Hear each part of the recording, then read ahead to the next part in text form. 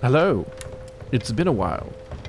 Please come and sit by the fire and continue to listen as I continue reading the epic of the Tenacious Five.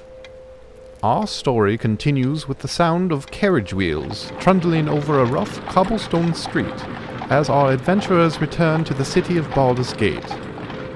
With Neris at the reins, the group sits in quiet contemplation. Octai is in near ecstasy, having recently experienced a vision of his family's whereabouts. But the rest of the heroes are feeling a sense of trauma, having recently seen the fiery slopes of Avernus. After arriving at the Church of Kelemvor, the group is tended to by Father Alby, Neris, and Jerry.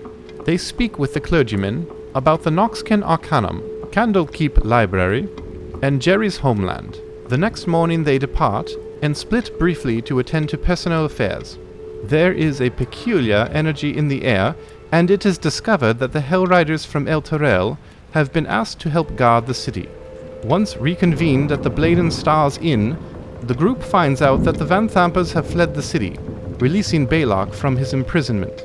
They also hear that Kellen, the usurper of the Fabelstabble Patriarchy, has been arrested, a ruse to lure Korgim into a trap. Something about this letter doesn't feel right.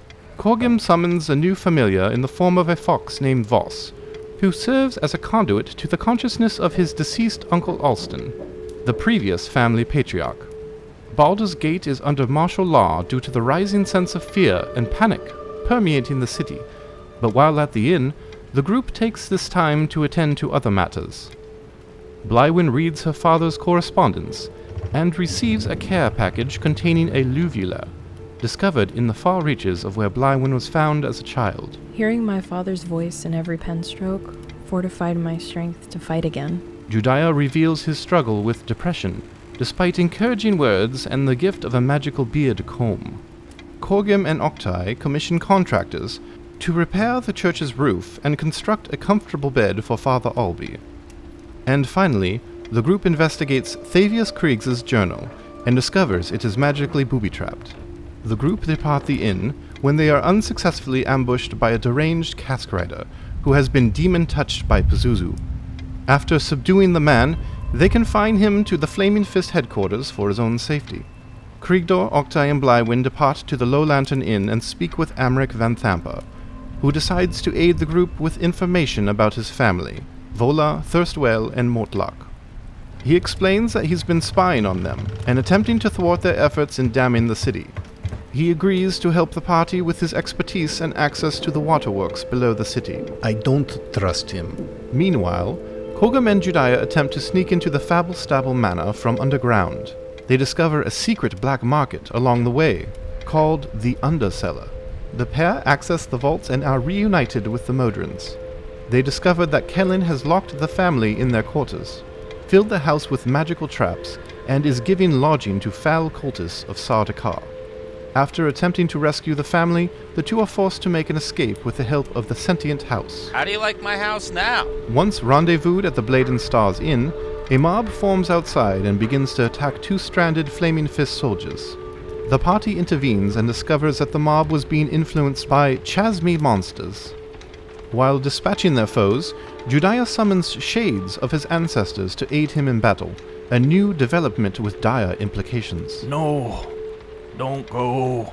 After a short-lived victory, they are summoned by a Goliath Warhorn to aid Raya and a small group of Hellriders, being attacked by an assortment of demons including a huge Balgura. The bloodied Balgura escapes, but as the other creatures are defeated, they speak of ill omens from an empowered Pazuzu. The party aids an injured Raya and her fellow Hellrider by bringing them to the Church of Kelemvor, which is now serving as a makeshift hospital and refugee asylum. Judaiah outfits Jerry with some of Korgim's old clothes, making for a smart-looking makeover. Oh, Jerry, yes, I do have some clothes here for you. Tabitha Goodseams is tending to a subdued cask rider and states that only an angel-touched implement can sever his connection to Pazuzu. The group gathers in the courtyard to unlock Kriegs' journal. An avatar of Zerial appears, telepathically incapacitating Neris and Korgim. She reveals that she was working with Thavius to feed her souls with the collapse of El Terrell, a fate intended for Baldur's Gate until Pazuzu took power. She also reveals that Korgum's uncle was poisoned by followers of Kellen, and that the party can gain power over Pazuzu by speaking his real name. The Ghost Rider Deke arrives with a message from Amrek, stating that he was able to redirect the sleuth gates to flush out the sewers, but not before the were-rats were moved to safety. Toramesh, a druid from inside Park, meets with the party to discuss his brother's final days. In gratitude, he gives them each a vision of the future as it relates to their greatest fears. He also mentions that he has recently seen cultists at Inside Park near the Weaving Tree. We have got to get to that park now before whatever is in that egg hatches. The heroes head to the park where they discover the Weaving Tree has been warped and corrupted, containing the fetal form of a demonic entity. However, through ingenuity and teamwork, the team are able to impressively destroy the tree and the entity within. Upon the charred remains of the tree, a realization is made that this tree was the same one seen in one of their visions, and that its destruction closes an infiltration point of the forces of Pazuzu. When leaving, they notice flooding has begun in the city. A complication must have arisen when Amrek was redirecting the water flow to flush out any undead. Once back at the church, preparations are made for reinforcing the church and to relocate the refugees and clergy. Blywyn comes across Caskrider, who has become agitated. He attacks her, but is fought back and subdued by a protective Octai. He administers a dose of salvia to the man and uses the Shield of the Hidden Lord to identify a golden symbol materializing on native Baldurians as a mark of demonic binding. Korgum identifies the marks as tethers, all leading towards Stony Eyes just outside the city. It's all the residents of Baldur's Gate. Finally, the heroes confront Octai on his strange behavior, and the Goliath admits that the voice of a demon resides from within the shield. He explains that it doesn't control him, but only speaks to him, as if there were another person in the room. The party relocates the residents of the church by loading them all into the Low Lantern Inn, leaving Jerry to tend to the church in their absence. Blywyn uses her nautical knowledge to float the derelict vessel across the bay. Once arrived, the group enlists the help of Leona Portier, the leader of the Flaming Fist, and requisition horses to take them north to the Fabblestabble Manor to confront Kellen and the rumored cultists. They also send soldiers to assist Amrek with the flooding problem. The heroes infiltrate the manor from two different entry points. After navigating guardsmen, traps, and cultists, the group find themselves together again. They unlock the quarters of Korgum's family members and confront Sardaukar, who is attempting to corrupt the preserved body of Korgum's uncle, Alston. A pitched battle is fought, but Sardaukar is vanquished. Uncle Al's body has become desecrated with necrotic energy from a dark ritual, but Blywyn is able to cleanse the body with a homemade poultice and ritual, marking her transition into a grave singer of Kelemvor. Seeing Uncle Al's desecrated body shifted something in me. I knew it needed to be done to help him, but not why. She collects Sardaukar's chalice, and Judaiah collects a phylactery and necklace of ball. Next, the team finds Kellen in Uncle Al's secret chamber, furiously searching for the Ring of Three Wishes. He is interrogated and taken into custody. Kellen reveals the Vanthampa plot and the infernal deal made to Zerial by Thavius for the souls of the city. Kellen, you myopic twit, your greed has doomed the city and everyone in it. Upon exiting the Fabblestabble Manor in a carriage driven by Korgum's family members, columns of smoke can be seen rising from Stony Eyes, and the Balgura rampaging in the southeastern corner of the city. With a bound Kellen, the group head to the Sea Tower to handle the Balgura and check on friends. The streets are in disarray as citizens pour out of their homes trying to determine what is going on. Each party member is experiencing a variety of emotions. Blywyn is mentally and physically exhausted, feeling anxiety over the current state of affairs. Judaiah takes the opportunity for a much-needed nap. Korgum scans the pages of his uncle's journal, attempting to find hope. Kriegdor questions his motivations and how far he can take the pursuit without losing his being, and Octai soldiers on, putting on a brave face knowing full well that his friends are weary. Just ride in the carriage. I'll take care of the horses. Once arrived at Sea Tower, they brief Leona, obtain fresh horses and sending stones, imprison Kellen, and depart for the rampaging Balgura. The group handedly defeat the beast, finding out that its summoning was Pazuzu's doing. After reconvening at the Sea Tower, the party head to Basilisk Gate to find a large crowd of Baldurians surrounding Vola Vanthampa and a figure riding a pale horse with broken bloody wings, an emissary of Pazuzu. Steam-powered war machines have entered the gate, but appear to be waiting. The emissary attempts to convince citizens of their benign intentions, spouting skillful rhetoric. The party appeals to the crowd, countering the emissary's lies. Through the use of their newly acquired sending stones, the party discovers that this emissary has been given a platform to speak to the citizens as a stipulation of agreed-upon terms. Korgim is asked if, as a member of one of the city's most influential families, he will negotiate with the forces, but this catches him flat-footed. Krigdor uses his Gem of Seeing and sees the avatar of Pazuzu standing off to the side observing. A pale, masked, hairless figure with a number of other masks hanging at various lengths from his belt. Oh no, he's here. Oh, this just went from bad to worse. The party taunts Pazuzu's avatar to show himself, manipulating the demon's sense of pride. Then, the emissary attempts to claim Beetle's soul, enthralling him into a trance.